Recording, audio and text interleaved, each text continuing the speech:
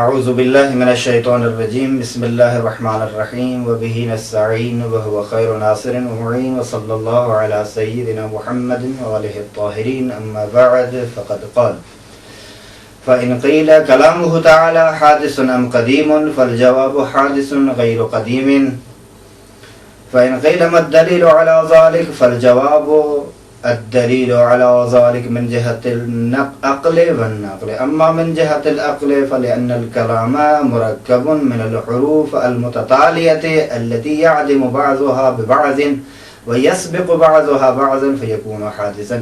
ہماری گزشتہ گفتگو اللہ تبارک و تعالیٰ کی صفات کے بارے میں تھی، جن میں ایک صفت تکلم سے بحث ہو رہی تھی. اب یہاں سوال ہو رہا ہے کہ اللہ تبارک و تعالیٰ کہ یہ صفت جو ہے صفت تکلم، آیا یہ صفت ذات ہے یا صفت فعل ہے؟ تو اس کے متعلق ہم پہلے بیان کر چکے ہیں کہ یہ اللہ تبارک و تعالیٰ کی صفت فعل ہے نہ صفت ذات. اب یہاں دوسرا سوال ہو رہا تھا، وہ یہ کہ اللہ تبارک و تعالیٰ کا کلام حادث ہے یا قدیم ہے. چونکہ جب کہہ چکے ہیں ہم کہ یہ اللہ کی صفت فعل ہے، صفت ذات نہیں، اور ہم یہ بھی پہلے بیان کر چکے ہیں کہ اللہ تعالیٰ کی صفت فعل جو ہے حادث ہوتی ہے، قدیم نہیں ہوتی. صفت ذات ہے جو صرف قدیم ہے، صفت فعل کبھی بھی قدیم نہیں ہو سکتی. لذا اللہ تبارک و تعالیٰ کی یہ صفت یا یہ کہنا کہ اللہ تبارک و تعالیٰ کا کلام جو ہے قدیم ہے ٹھیک نہیں ہے، بلکہ حق اور حقیقت یہ ہے کہ اللہ تبارک و تعالیٰ کا کلام حادث ہے، قدیم نہیں ہے. چونکہ یہ صفت فعل ہے، اور صفت فعل اور صفت ذات میں یہی فرق ہے کہ صفت ذات قدیم صفات کو کہا جاتا ہے، اور صفت فعل. اور یہاں پھر گزشتہ مسئلہ پھر یہاں دہرا دیتے ہیں کہ اگر ہم زائد بر ذات کے قائل ہوں تو تعدد قدمہ لازم آتا ہے، کیونکہ ایک وہ خود صفت قدیم ہے جس کو آپ مان رہے ہیں، دوسرا خود وہ ذات پروردگار قدیم ہے. نتیجتاً تعدد قدمہ لازم آتا ہے جو کہ عقلاً باطل ہے، اور شرعی دلیلوں کے ذریعے سے قرآن اور سنت کی روشنی میں، عقل کی روشنی میں اس سے باطل قرار دیا گیا ہے. بس زائد پر ذات نہیں ہے، صفات ذات عین ذات ہیں، تاکہ یہ تعدد قدمہ والا مسئلہ پیش نہ آ جائے. اور صفت فعل قدیم نہیں ہے، وہ حادث ہی ہوتی ہیں. لذا مصنف اس مسئلے کو یوں بیان کر رہے ہیں، سوال کر رہے ہیں پہلے کہ آیا اللہ کا کلام قدیم ہے یا حادث ہے؟ تو اس کا جواب دے رہے ہیں کہ یقیناً وہ حادث ہے، قدیم نہیں ہے. پھر دوسرا سوال کر رہے ہیں، وہ یہ کہ اللہ تبارک و تعالی کا کلام حادث ہے، اس حدوث پر آپ کے پاس دلیل کیا ہے؟ تو فرماتے ہیں ہمارے پاس دو دلیلیں ہیں، ایک دلیل عقلی ہے، دوسری دلیل ہمارے پاس دلیل نقلی ہے، وہ قرآن کریم کی آیات. دلیل عقلی کا سب سے پہلے سہارا لیتے ہیں، وہ یوں بیان کرتے ہیں کہ دیکھیے کہ کلام کی حقیقت کو اگر دیکھا جائے، کلام کی ماہیت کو اگر دیکھا جائے، تو ہمیں یہ نظر آتا ہے کہ کلام مرکب ہے، اور حقیقت بھی یہی ہے کہ کلام مرکب ہے. کس کن چیزوں سے؟ اصوات اور حروف سے، جیسے پہلے کہہ چکے ہیں. تو کہتے ہیں کہ کلام مرکب ہے ایسے حروف سے جو ایک دوسرے کے پیچھے آتے رہتے ہیں، اور بعض سے سبقت حاصل کر لیتے ہیں، بعض کو معدوم کر رہے ہوتے ہیں. نتیجتاً حدوث کی صفت کلام میں موجود ہے، بس کلام کو قدیم کہنا ٹھیک نہیں ہے. دلیل عقلی بیان ہو چکی، اب دلیل نقلی کا سہارا لے رہے ہیں. وہ قرآن کریم کی آیت، سورہ انبیاء کی آیت نمبر 2. قرآن کریم میں واضح لفظوں میں یوں استعمال ہوتا ہے، ما یأتیہم من ذکر من ربہم محدث. یہ قرآن کریم میرے سامنے ہے. سب سے پہلی آیت بسم اللہ الرحمن الرحیم کے بعد اقترب للناس حسابہم وہم فی غفلۃ معرضون ما یأتیہم من ذکر من ربہم محدث. یہاں واضح لفظوں میں ذکر کی صفت جو ہے محدث استعمال کی گئی ہے. لذا قرآن محدث ہے، قرآن حادث ہے، قرآن قدیم نہیں ہے. خود قرآن میں قرآن کے محدث ہونے اور حادث ہونے کا ذکر موجود ہے. اور یہاں اگر اعتراض کیا جائے کہ ذکر سے مراد قرآن نہیں ہے، تو اس کے لیے ہم دو آیتیں پیش کر رہے ہیں. ایک آیت یہ ہے، انا نحن نزلنا الذکر وانا لہ لحافظون. بے شک ہم نے اس قرآن کو، ذکر کو نازل کیا اور ہم ہی اس کی حفاظت کرنے والے ہیں. دیکھیے کتنی تاکیدات استعمال کی جا رہی ہیں. ایک جملے اسمیہ کا استعمال تاکید کے لیے ہے. ایک دوسرے نمبر پر حروف مشبہ بالفعل کا استعمال بھی تاکید کے لیے ہے. اور کلام کو تاکید اس وقت لاتے ہیں کلام میں تاکید جب منکر موجود ہوں. انکار کرنے والے کے سامنے تاکیدات کی یہ قسمیں ذکر کی جاتی ہیں. یا وہ شخص جو شاک ہو یا مردد ہو، ایسے مقامات پر ہم تاکید کو ذکر کرتے ہیں. لذا انا نحن نزلنا الذکر وانا له لحافظون. الذکر سے مراد تفاسیر میں مراجعہ کیجئے کہ ذکر سے مراد قرآن کریم ہے. تمام تر تفاسیر چاہے وہ مکتب اہلبیت سے تعلق رکھنے والی تفاسیر ہوں یا مکتب دوسرے خلفاء سے تعلق رکھنے والے تفاسیر ہوں، لہذا اس آیت میں لفظ ذکر سے مراد قرآن کریم ہے. دوسری آیت وَإِنَّهُ بتحقیق یہ قرآن لَذِكْرٌ لَكَ وَلِقَوْمِكَ، اس آیت میں بھی اسی طرح ہے. لذا یہ پہلی آیت جو ہم پڑھ رہے تھے ما یأتیہم من ذکر من ربہم محدث، یہ سورہ انبیاء کی آیت نمبر 2 تھی. انا نحن نزلنا الذکر وانا له لحافظون، یہ سورہ حجر کی آیت نمبر 9 ہے. اور آخری آیت وَإِنَّهُ لَذِكْرٌ لَكَ وَلِقَوْمِكَ، یہ سورہ زخرف کی آیت نمبر 44 ہے. تمام ان مطالب کو ذہن میں رکھتے ہوئے یہ کہنا وجہ اور حق ہے کہ قرآن کریم حادث ہے، قدیم نہیں ہے.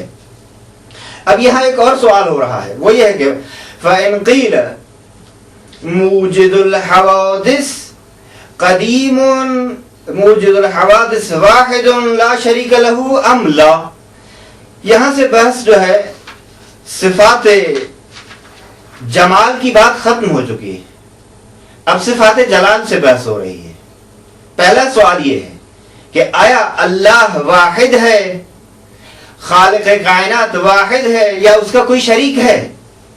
تو واضح سا جواب ہے واحد لا شریک لہ، وہ ایک ہے، تنہا ہے، یگانہ ہے، یکتا ہے، اس کا کوئی شریک نہیں ہے. اب ظاہر ہے پھر سوال کیا جا رہا ہے ما الدلیل علی انہ واحد لا شریک لہ، کیا دلیل ہے آپ کے پاس کہ اللہ ایک ہے، اس کا کوئی شریک نہیں ہے؟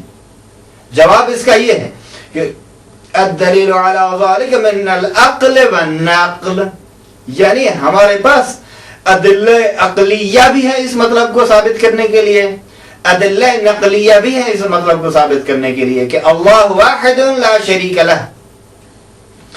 بس سوال غور کیجئے، سب سے پہلا سوال کیا ہے؟ یہاں سے میں نے عرض کیا کہ پہلے بھی عرض کر چکا ہوں، اب پھر دوبارہ اس مطلب کو ذکر کر رہا ہوں کہ بحث توحید میں 3 مطلب انتہائی اہمیت کے حامل ہیں.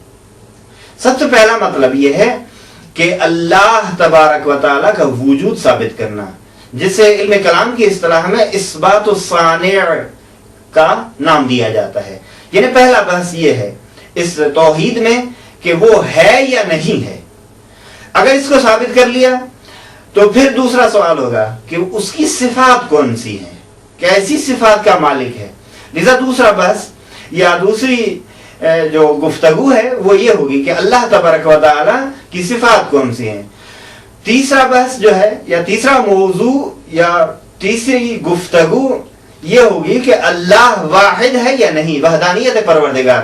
یہ 3 موضوع، 3 گفتگویں، یہ 3 چیپٹرز یا 3 باب ایسی عظیم گفتگو ہے ان میں، اور بنیادی حیثیت یہ چیزیں رکھتی ہیں کہ اگر انسان صحیح سے ان کو ثابت نہ کر سکا اور صحیح سے عقیدہ جس طرح حق اور حقیقت ہے عقیدہ نہ رکھے تو یقیناً وہ اسلام کی روح سے آشنا نہیں ہے. چونکہ تمام تعلیمات اسلامی کی اگر روح کو دیکھا جائے تو وہ توحید ہے. بس تعلیمات اسلامی اگر سمجھنی ہے تو توحید کو سمجھو. توحید کو نہ سمجھنے کی وجہ سے ہر طرف شرک ہی شرک نظر آ رہا ہے. اگر کسی کا احترام کیا جا رہا ہے تو کہا جا رہا ہے کہ یہ شرک ہے. اگر کسی کے لیے صلوات پڑھی جا رہی ہے تو کہا جا رہا ہے یہ شرک ہے. اگر کسی زری کی طرف جایا جا رہا ہے اور زیارت کی جا رہی ہے تو کہا جاتا ہے کہ یہ شرک ہے. یہ شرک شرک شرک شرک یہ کیوں ہے؟ یہ اس لیے چونکہ توحید کو صحیح نہیں سمجھا جا رہا.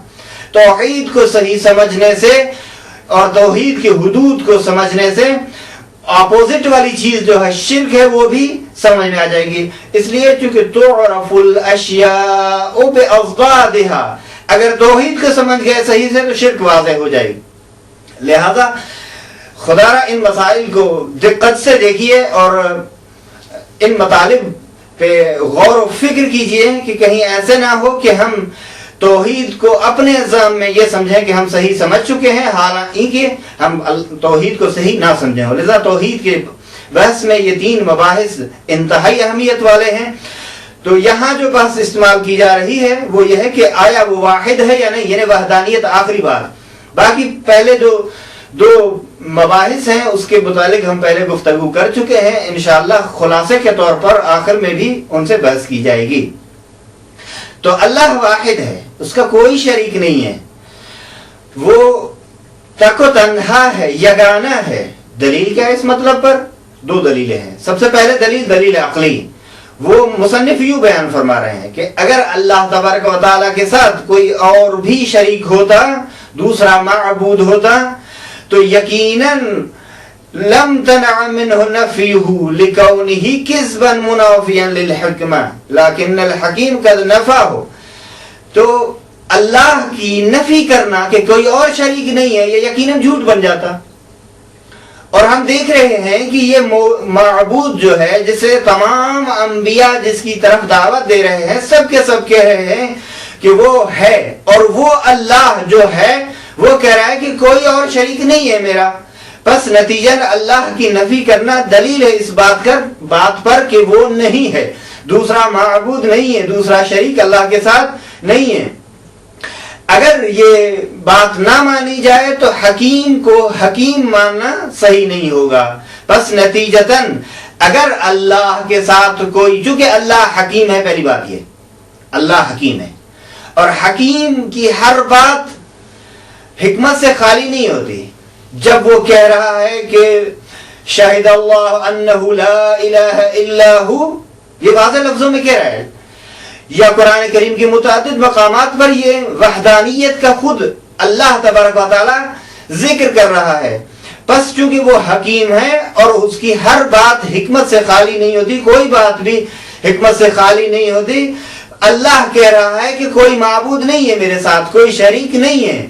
اگر آپ کہہ رہے ہیں کہ معبود ہے تو یقیناً اللہ کی بات کا جھوٹ ہونا لازم آتا ہے اور وہ حکمت کے مخالف ہے. بس اللہ نے نفی کی ہے، اس کا مطلب یہ ہے کہ وہ کوئی معبود نہیں ہے. قرآن کریم کی آیات کو اگر دیکھا جائے تو اس میں بھی یہی استعمال کیا جا رہا ہے، فَاعْلَمْ أَنَّهُ لَا إِلَهَ إِلَّا اللَّهُ، یا دوسرا انما الہکم، ظاہر لفظ ہے انما الہکم الہ واحد. اور دوسری بھی اسی طرح کی آیات کریمہ موجود ہیں جو سب کی سب دلالت کر رہی ہیں اس بات پر کہ وہ تنہا ہے، یگانہ ہے، واحد ہے، اس کا کوئی شریک نہیں ہے. عبارت پہ غور کیجئے. فَإِنْ قِيلَ، اگر کہا جائے موجد الحوادث، خالق کائنات، واحد تنہا ہے، واحد ہے، لا شریک لہ، اس کا کوئی شریک نہیں ہے، ام لا، یا نہیں کوئی اس کا شریک ہے. فالجواب واحد لا شریک لہ، وہ تنہا ہے، واحد ہے، اس کا کوئی بھی شریک نہیں ہے. یہاں لا نفی جنس ہے، لا شریک لہ، شریک اس کے لیے اسم ہے، لہ اس کے لیے خبر ہے. فإن قیل، اگر یہ کہا جائے ما الدلیل علی انہ واحد لا شریک لہ، اگر یہ پوچھا جائے، سوال کیا جائے آپ سے کہ کیا دلیل ہے کہ وہ واحد ہے، تو یوں کہا جائے الدلیل علی ذلک من العقل والنقل، دلیل عقلی بھی موجود ہے، دلیل نقلی بھی موجود ہے. اما العقل فلانہ لو کان مع الحکیم الہ آخر، اگر حکیم کے ساتھ جو اللہ تبارک و تعالی ہے اس کے ساتھ کوئی اور معبود ہوتا، لم تنع منہ نفیہ، تو یقیناً اس سے نفی ممتنع ہو جاتی. لکونہی، اس لیے نفی ممتنع ہو جاتی، لکونہی لام علت ہے، لکونہی کذباً منافیاً، چونکہ یہ جھوٹ ہو جاتا، ایسا جھوٹ جو کہ منافات رکھتا ہے حکمت پروردگار سے. لیکن الحکیم قد نفاہ، لیکن یقیناً اللہ تبارک و تعالیٰ نے جو حکیم ہے اس نے نفی کی ہے اپنے اپنے ساتھ شریک کی فَنَفْيُهُ دَلِيلٌ عَلَىٰ انْتِفَائِهِ، پس اللہ کی نفی کرنا دلیل ہے اس بات پر کہ اس کا کوئی شریک نہیں ہے، وَإِلَّا حَكِيمٌ نہیں رہے گا۔ وَأَمَّا النَّقْلُ فَلِقَوْلِهِ تَعَالَى فَاعْلَمْ أَنَّهُ لَا إِلَهَ إِلَّا اللَّهُ، رہا مسئلہ قرآن کریم کی دلیل کا کہ آیات کریمہ ہے فَاعْلَمْ تو جان لے کہ أَنَّهُ لَا إِلَهَ إِلَّا اللَّهُ، کوئی بھی معبود نہیں ہے، وَلِقَوْلِهِ تَعَالَى أَنَّمَا إِلَٰهُكُمْ إِلَٰهٌ وَاحِدٌ، اور اسی طرح دوسری بھی قرآن کریم میں آیات موجود ہیں۔ وصلی اللہ علی سیدنا محمد وآلہ الطاہرین۔